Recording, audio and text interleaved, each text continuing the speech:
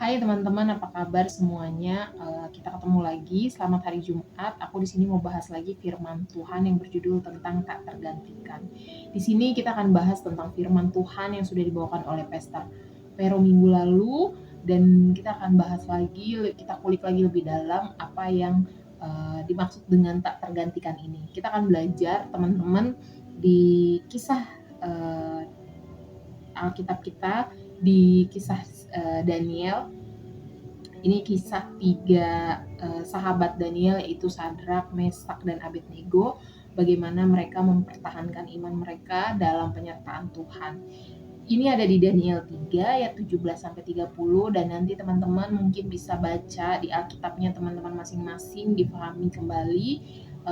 Dan dari kisah Daniel dan dari kisah tiga orang teman Daniel ini, bagaimana perjalanan iman mereka dan apa yang bisa kita ambil atau bisa kita dapatkan dari perjalanan mereka, teman-teman. Yang pertama adalah mereka menolak menyembah patung emas. Ini ada di Daniel 3 ayat 18. Lalu mereka menerima hukuman. Dari menerima hukuman mereka mengalami pertolongan Tuhan yang ajaib. Dari pertolongan Tuhan yang ajaib, Tuhan dimuliakan, dan akhirnya di situ ada promosi yang mereka dapatkan. Dan dari sini kita akan belajar satu persatu, teman-teman. Kita akan lihat bagaimana mereka mengalami hal-hal yang membuat mereka merasakan penyertaan Tuhan ada di situ. Yang pertama adalah yang tadi aku bilang, menolak menyembah patung emas. Kita lihat ketika kita baca ayat firman Tuhan ini, kisah dari tiga orang sahabat Daniel ini, bagaimana mereka menolak menyembah patung emas, dan mereka akhirnya dibuang, atau mereka akhirnya ditaruh di dalam api yang 7 kali panasnya dari api biasa, teman-teman. Dan tapi mereka nggak takut. Di situ mereka merasakan adanya penyertaan Tuhan di dalam kehidupan mereka, teman-teman. Dan di situ kita bisa lihat bahwa dari patung emas ini, di dalam hati mereka Tuhan tidak tergantikan, teman-teman. Nah, itu pula di dalam kehidupan kita, bagaimana kita juga harus tahu dan sadar betul bahwa ada yang namanya penyertaan Tuhan di dalam kehidupan kita, ada yang namanya Tuhan di dalam hidup kita, dan itu tidak bisa digantikan oleh apapun yang ada di dunia ini, teman-teman. Entah itu mungkin kekayaan yang kita punya, jabatan yang kita punya, itu sama sekali tidak bisa menggantikan apa yang ada di dalam hati kita. Mungkin itu terisi tapi cuma sebentar, teman-teman, dan pada akhirnya kita akan balik lagi kepada Tuhan. Nah, di sini kita harus sadar betul penyertaan Tuhan sehingga kita nggak berpaling dari Dia, teman-teman, nggak berpaling ke yang lain, teman-teman. Dan dalam segala hal yang terjadi di dalam kehidupan kita, maupun itu yang baik ataupun yang nggak baik, ataupun yang mungkin lebih-lebih nggak baik, teman-teman, itu tidak membuat posisi Tuhan itu tergantikan dengan yang lain yang ada di dunia ini, teman-teman. Nah, lalu yang kedua adalah menerima hukuman. Nah, Sadrak, Mesak, dan Abednego ketika mereka menolak untuk menyembah patung itu, ada konsekuensi, yaitu mereka menerima hukuman, teman-teman. Itu tadi bahwa bagaimana ketika kita taat sama Tuhan, itu membuat kita mengalami konsekuensi-konsekuensi yang kita alami, yaitu adalah dunia menganggap kita itu melakukan satu kebodohan, yaitu percaya kepada Tuhan yang mungkin bagi mereka Tuhan tidak terlihat. Di sini kita bisa lihat terkadang ketaatan kita kepada Tuhan itu membawa kita kepada hal yang gak baik, teman-teman. Ya itu tadi, dunia melihat itu adalah satu kebodohan, dunia melihat itu adalah suatu hal yang lucu aja buat mereka, karena bagi mereka ya bisa-bisanya kita percaya sama sesuatu yang tidak terlihat, pribadi yang tidak terlihat, teman-teman. Dan itu tadi bagaimana kita melihat Sadrak, Mesak, dan Abednego menerima hukuman dan membawa mereka kepada yang namanya memasukkan mereka ke dalam api besar itu, teman-teman. Nah, lalu dari menerima hukuman, Tuhan tidak diam di situ, tapi ada pertolongan Tuhan yang ajaib. Kita bisa lihat bagaimana Tuhan memiliki cara tersendiri untuk Dia bisa menolong kita dan membantu kita keluar dari yang namanya masalah.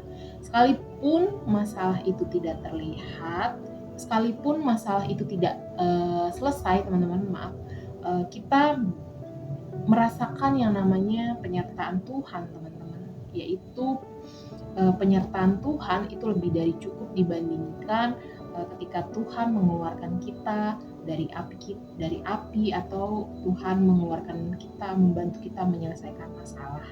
Itu baik ketika masalah kita selesai dengan pertolongan Tuhan, tapi kadang Tuhan tidak mengizinkan atau Tuhan belum menyelesaikan masalah kita untuk kita bisa merasakan adanya penyertaan Tuhan sekalipun keadaan hidup kita nggak baik-baik aja. Ini yang dirasakan oleh Sadrak, Mesak, dan Abednego, teman-teman, bagaimana mereka tidak keluar dari api,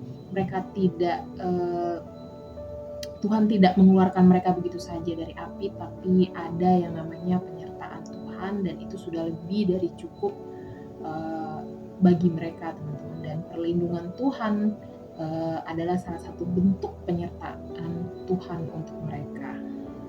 Jadi bukan tentang akan jadi apa kitanya nanti, tetapi tentang bagaimana kita berjalan dengan siapa kita berjalan, teman-teman.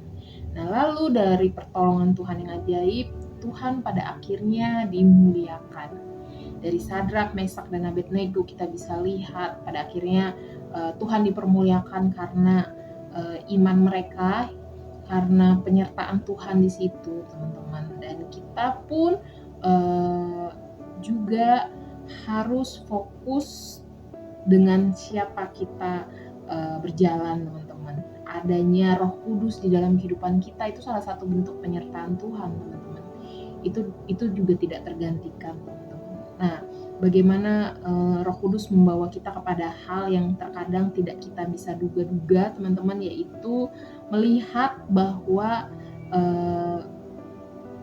ternyata bukan melihat, membuat orang lain yang tadinya melihat kita atau melihat iman kita adalah suatu keburukan bagi mereka atau suatu hal yang receh bagi mereka, pada akhirnya ketika kita memiliki karakter yang Kristus punya, Tuhan punya di dalam hidup kita, itu berdampak bagi mereka, teman-teman. Itu membuat mereka merasakan perubahan di dalam kehidupan kita, dan menurut aku itu adalah pekerjaan dari Roh Kudus. Jadi bukan cuman Roh Kudus bekerja di dalam kehidupan kita, tapi juga Roh Kudus bekerja di dalam kehidupan orang-orang yang tadinya belum bisa melihat tetapi sekarang sudah melihat bagaimana Roh Kudus bekerja di dalam kehidupan kita. Itu di situ Tuhan dipermuliakan, teman-teman, ketika Roh Kudus juga bekerja di dalam kehidupan mereka. Nah, lalu pada akhirnya ada yang namanya promosi. Ini ada di Daniel 3 ayat 30, bagaimana penyertaan Tuhan membawa ketiga orang sahabat Daniel ini, mereka mengalami promosi yang Nebukadnezar berikan kepada mereka, teman-teman. Tapi aku harap kita semua di sini bukan fokusnya kepada promosinya, tetapi fokus kepada apa yang sudah Tuhan lakukan di dalam kehidupan kita. Apa bentuk penyertaan Tuhan di dalam kehidupan kita, karena bukan fokus kepada promosinya. Promosi hanyalah bonus, berkat hanyalah bonus, tapi bagaimana kita bisa menempel kepada sumber itu, teman-teman, dan bagaimana kita bisa memiliki hati yang selalu hati yang selalu rendah memiliki kerendahan hati untuk kita bisa sadar bahwa segala hal yang ada di dalam kehidupan kita itu semua karena Tuhan, karena penyertaan Tuhan, sehingga akhirnya promosi pun tidak bisa menggantikan posisinya Tuhan di dalam kehidupan kita, teman-teman. Nah, teman-teman, di sini aku mau sedikit bersaksi tentang penyertaan Tuhan di dalam kehidupan aku.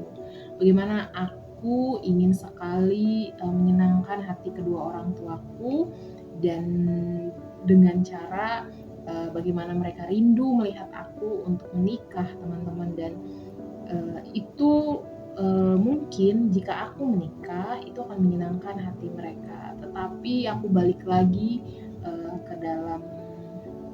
ke dalam apa yang menjadi paling penting di dalam hidup aku, yaitu menyenangkan Tuhan, teman-teman.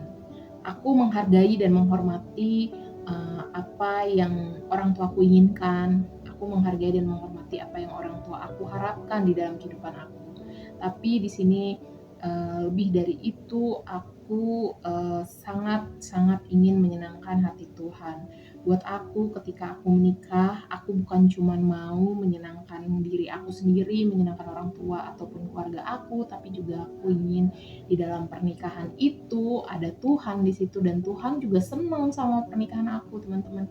Jadi bukan karena diri aku menikah, bukan karena diri aku atau karena orang tua aku, tetapi juga aku ingin menikah di situ karena Tuhan, ya. Karena Tuhan senang dengan pernikahan aku, sehingga akhirnya pernikahan aku berharap pernikahanku bisa menjadi berkat untuk orang lain di luar sana, teman-teman. Nah, teman-teman, ini ada ayat tambahan, masih di Daniel 3 ayat 18. Tetapi seandainya tidak, hendaklah tuanku mengetahui, ya Raja, bahwa kami tidak akan memuja dewa tuanku dan tidak akan menyembah patung emas yang tuanku dirikan itu. Ini ada di Daniel 3 ayat 18. Kita bisa lihat bagaimana teman-teman kesetiaan kita kepada Tuhan, ketaatan kita kepada Tuhan harus tetap menjadi nomor satu di dalam kehidupan kita. Mau dianggap bodoh sama dunia sekalipun, itu harus bisa menjadi tetap menjadi yang utama di dalam kehidupan kita. Sama seperti Sadrak, Mesak, dan Abednego, sekalipun mereka mati di dalam perapian itu, teman-teman, mereka nggak peduli, karena kalaupun mereka mati, mereka tahu mereka kemana, teman-teman. Jadi itulah iman mereka, teman-teman. Nah, kita bisa belajar dari Sadrak, Mesak, dan Abednego ini bahwa penyertaan Tuhan tidak bisa tergantikan oleh yang namanya patung emas, bahkan tidak bisa tergantikan oleh kematian mereka, kalaupun mereka harus mati di dalam api itu, karena mereka tetap menang, teman-teman, seperti itu. Nah, lalu teman-teman, di sini ada points to pondernya, teman-teman. Yang pertama, dalam kehidupan saya sehari-hari, lebih banyak saya menyembah kepada Tuhan atau kepada yang lain? Nomor 2, kepada siapa atau apa kita menyembah selain kepada Tuhan? Dan nomor 3, apakah saya mau kompromi demi kenyamanan dan tetap menyembah Tuhan walaupun ada resiko seperti yang dilakukan oleh Sadrak, Mesak, dan Abednego? Kita akan bahas firman ini di breakout room, teman-teman. Aku sudah selesai dan sampai jumpa.